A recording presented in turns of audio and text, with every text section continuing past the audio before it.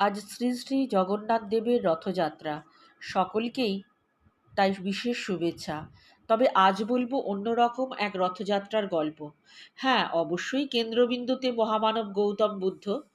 বুদ্ধের শরীরের বিভিন্ন অংশ, যেমন চুল, দাঁত, নখ ও তার মহাপরিনির্বাণের পর তার দেহাবশেষের বা চিতাভস্যের সংরক্ষণের একটি ইতিহাস আছে।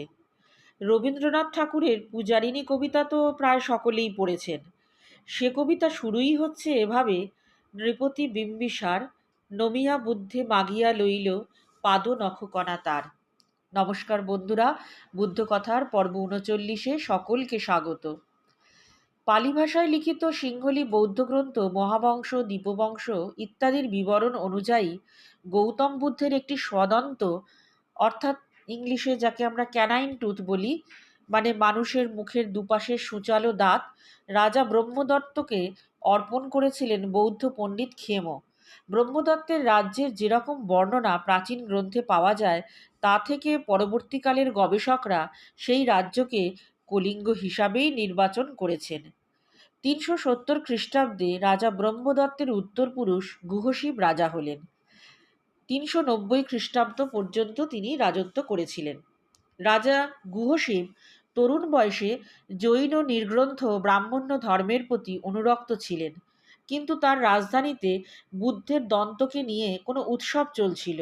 সে সময় তিনি কোনো অলৌকিক বা আশ্চর্য ঘটনা দেখতে পান, আর তারই ফলস্বরূপ বৌদ্ধ ধর্মের প্রতি তার আকর্ষণ তৈরি হয়।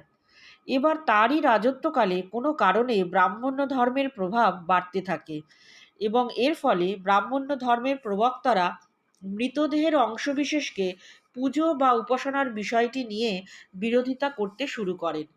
কিন্তু তারা রাজা গুহশিবকে প্রভাবিত করতে পারলেন না। সে উদ্দেশ্য বিফল হলে তারা তখন পাটলিপুত্রের রাজা পাণ্ডুর শরণাপন্ন হলেন। পাণ্ডু তখন তার সেনাপতি চিত্তায়নকে পাঠালেন গুহশিবের রাজধানী দন্তপুর থেকে বুদ্ধের দাঁতটি নিয়ে আসার জন্য। সেনাপতি চিত্তায়ন সেই দাঁতটি পাটলিপুত্রে নিয়ে গেলেন ঠিকই, কিন্তু তার আগে তিনি বৌদ্ধ ধর্মে দীক্ষাও নিয়ে নিলেন। ইতিহাস বলছে, রাজা পাণ্ডুর মৃত্যুর পর গুহশিব আবার তার রাজধানী দন্তপুরে ফিরিয়ে আনতে পেরেছিলেন, কিন্তু কিছুদিনের মধ্যেই প্রতিবেশী রাজা ক্ষীরধারা গুহশিবের রাজ্য আক্রমণ করলেন। যদিও যুদ্ধে ক্ষীরধারা পরাজিত ও নিহত হলেন, কিন্তু তার উত্তরপুরুষেরা আবার আক্রমণ করার প্রস্তুতি নিতে থাকে। পরবর্তী অংশ আগামী পর্বে। বুদ্ধং শরণং গচ্ছামি।